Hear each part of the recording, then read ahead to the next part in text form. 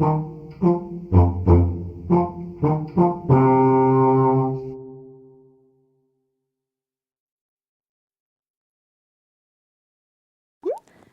has been feeling down lately. He lost his job as a line cook, and he's not really sure what he wants to do next. He knows he should try to find another job. But the economy's not that great, and he kind of feels like it's not worth it to try at this point. He's been sleeping later and later because he doesn't have that much to do. He tries going out with friends to make himself feel better, but they all have jobs, and he finds that that's kind of annoying to be around. And then they stop calling because he wasn't that nice to them when they hung out. He starts to feel kind of worthless and pointless, and things just really aren't going that well for Jim. So what's going on? Now, if you were Jim's therapist, what diagnosis would you come to? You might suspect that he's depressed because he mentions feeling sad. But feeling sad isn't enough on its own, because we all feel sad sometimes. It's natural. It's a natural part of life. But Jim also mentioned changes in his sleep and eating patterns. He mentioned lost interest in hanging out with his friends and feeling irritable. He also mentioned that he feels worthless because he hasn't found a job yet. It also seems that his depression is maybe preventing him from finding a new job. So all of this together with the sadness means that Jim is demonstrating most of the signs of major depression, which is a mood disorder that affects 8 to 12% of people at some point during their lives. Now, Jim does not have recurrent suicidal thoughts, and we'll talk more about suicide near the end of the lesson. But even so, since he has many of the other items of a depression diagnostic checklist, you might diagnose him as having a major depressive episode anyway. It's totally understandable that Jim would feel sad after losing his job. What makes Jim's experience major depression are his other symptoms and their duration of longer than 2 weeks. That's an important distinction for major depression. It has to last longer than 2 weeks. Now, major depressive episodes are often set off by traumatizing events, like the loss of a job or the death of a loved one, but it's a reaction that's beyond normal sadness or grief. So Jim feeling sad about his job, that would be totally normal, totally fine. It's that it goes on for so long and affects him in so many other ways. Now, susceptibility to major depression is believed to have some biological underpinnings. So Jim might be more likely to become depressed from losing his job than somebody else, due to maybe low levels of serotonin and norepinephrine. These are neurotransmitters, and low levels of them have been observed in patients who are depressed. There's also differences in actual brain structure. There's a structure called the basal ganglia, and also the thalamus and the hippocampus. These are all differently shaped in people who are depressed. Now, it's actually really interesting. It's been shown that if you actually increase levels of serotonin, which, if you remember, they were low in people who were depressed, if you make those levels go higher, it can stimulate growth in the hippocampus, which is one of the structures that was smaller. So it's possible that these things are related.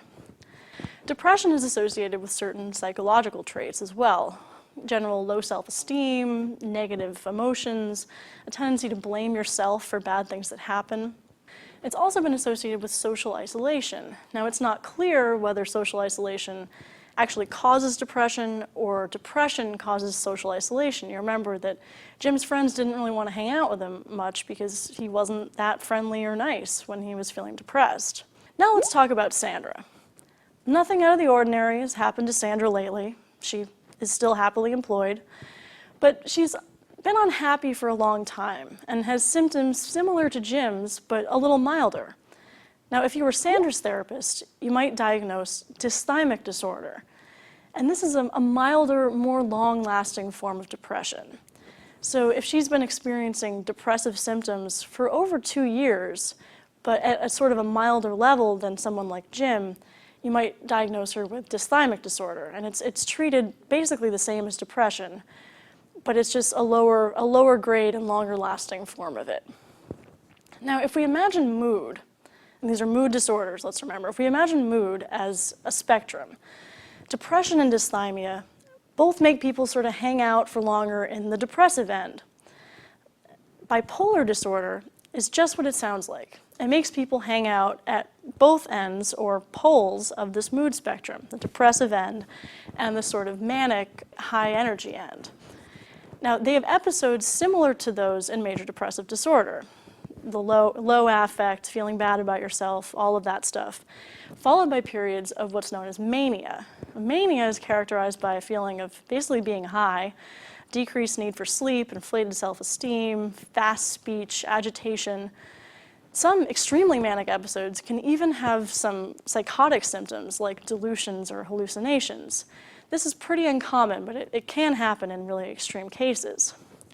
And there are actually 3 kinds of bipolar disorders, and they vary in severity. So if you're hanging out at the extreme poles, that's bipolar 1. Now if you're hanging out a little bit toward the middle, but you're still cycling back and forth between depressive and manic, that's bipolar 2. The least extreme, so sort of hanging out near the middle of the spectrum, is known as cyclothymia. Now you note the thymia, we've heard that before in dysthymia. It basically just means mood or state of mind. So these two, dysthymia and cyclothymia, are basically mild forms of acute mood disorders. They're mild forms of depression and bipolar disorder. Now I said before that I'd come back to suicide. This is because it's actually more commonly associated with bipolar disorder than with depression. This may seem a little surprising, but it's actually because people who are depressed, though they may feel hopeless, they may feel like the world isn't going their way, they actually often don't have enough energy to make themselves actually go ahead and commit suicide. It's too much effort. But people who are bipolar, they have both sides. They have this depressed side that makes them feel really bad, and then they also have this manic side that gives them a ton of energy. So what often happens is that people who are bipolar will cycle from the one end of the spectrum where they're really depressed to the manic side and then actually get enough energy to act out their suicide that they maybe planned but didn't have enough energy to do when they were depressed. So we've talked about the major mood disorders, depression and its milder cousin dysthymia, and the bipolar disorders, including their milder cousin cyclothymia. These can all be thought of existing on a spectrum from basically depressed to manic and sort of hanging out at various places depending on what disorder it is. And they're distinguished from each other additionally by sort of length of time of the symptoms.